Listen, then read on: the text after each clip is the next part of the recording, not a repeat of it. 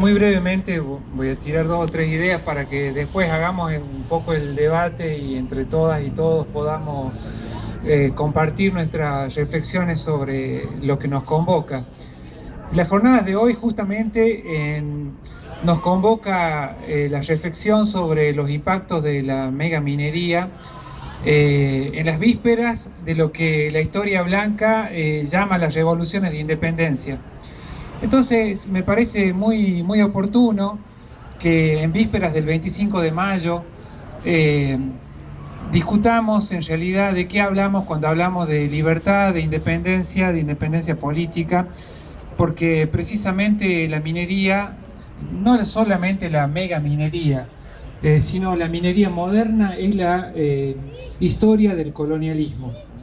Una historia del colonialismo que ha sido construida en base a la devastación de los territorios de las poblaciones, al avasallamiento de territorios, de poblaciones, a la explotación de la naturaleza exterior, entendida como el mundo geofísico, biológico, la montaña, la tierra, el agua, el aire, pero también de la naturaleza interior, esto que nosotros llamamos cuerpo y que no puede existir sino en íntima conexión con el agua que bebemos, el aire que respiramos y la tierra que a través de nutrientes incorporamos exactamente en su estricto sentido etimológico. Incorporamos, hacemos cuerpo.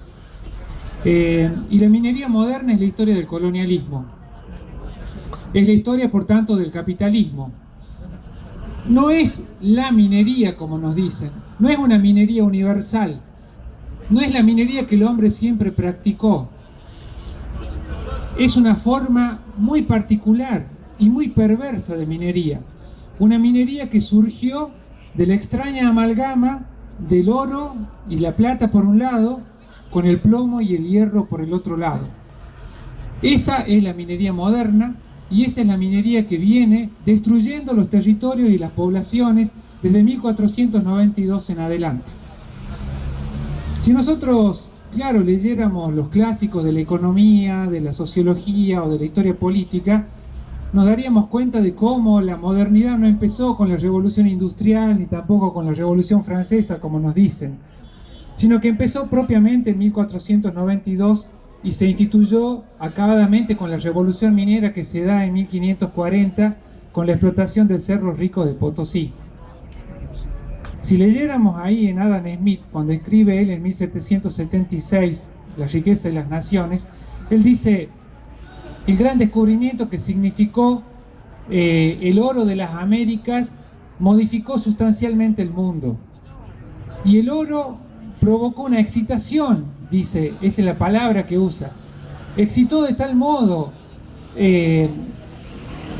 a Colón que provocó la conquista y la colonización, y de ahí surgió todo el mundo moderno. Y el mundo moderno es ese, la minería que nace, ¿no es cierto?, de la codicia por el oro y la plata, y que hoy sigue siendo la base del poder financiero, pero que es una codicia que solamente se puede conquistar y colonizar a través de los otros metales, no los metales preciosos, sino los metales un poco más drásticos y crueles, como el plomo y el hierro, porque no ha sido la superioridad cultural, ni espiritual, ni filosófica, ni tecnológica que permitió que Occidente se dijera dueña del mundo y se apropiara de la historia y de la geografía universal, sino que ha sido precisamente la superioridad ganada a través de la guerra. El arte de la guerra está basada eminentemente en los productos de la minería. Primero el hierro, después el plomo y hoy en los metales y los minerales más sofisticados, ¿no es cierto? Desde el hierro en su principio hasta el uranio en 1945.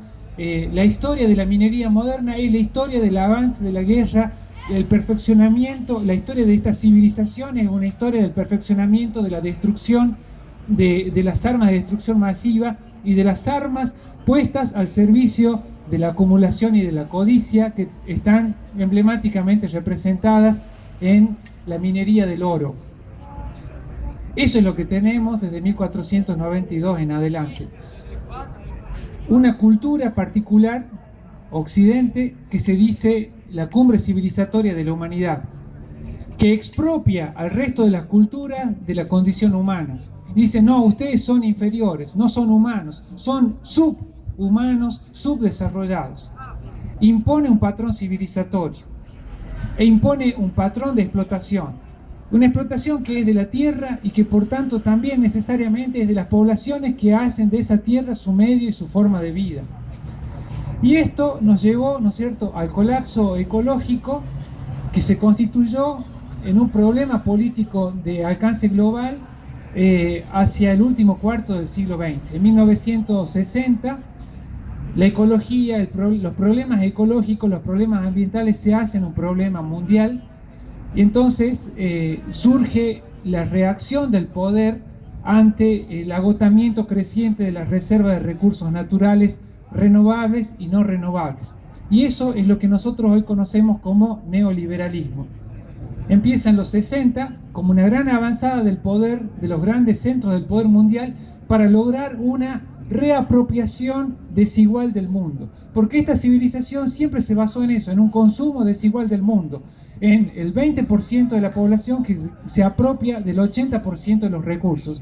Esta historia es una vieja historia y el neoliberalismo significó, ¿no es cierto?, una vuelta de tuerca sobre esa vieja historia.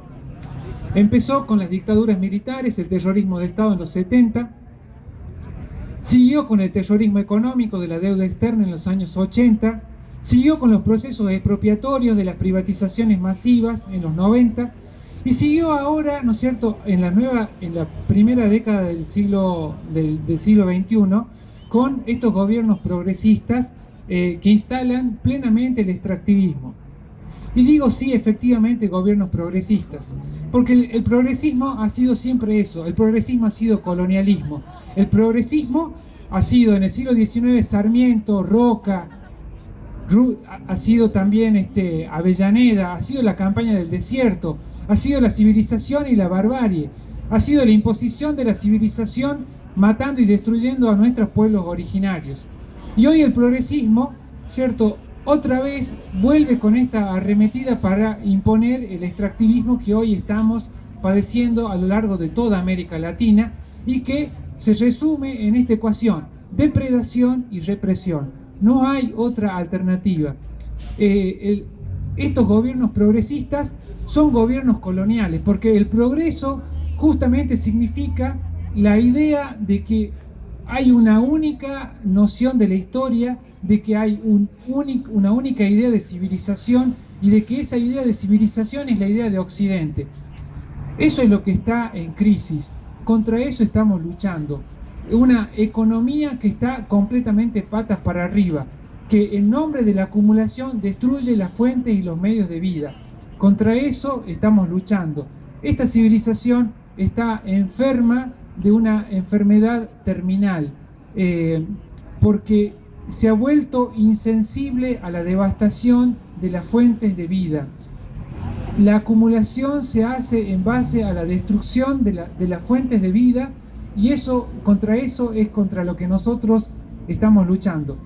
América Latina hoy en el siglo XXI, lo mismo que a principios del siglo XV, es espacio minero, definido como espacio minero por el poder colonial imperial. La resistencia del siglo XV nunca ha cesado. Nosotros nos sentimos, y creo que nos deberíamos sentir, herederos de esa vieja resistencia que lleva más de 500 años y que luchamos y bregamos por una auténtica nueva civilización que abra horizontes y posibilidades de vida, y no que entregue sacrificialmente la vida en el altar del desarrollo pensado como acumulación, es decir, como la economía del capital y como la economía de la guerra. Sencillamente eso, la nuestra es una lucha por la independencia y que es en definitiva la lucha por los medios de vida. Muchas gracias. Bien loco, un espectáculo. Bueno, para terminar, soy Pedro Saracho, soy miembro de la Asamblea de Estudiantes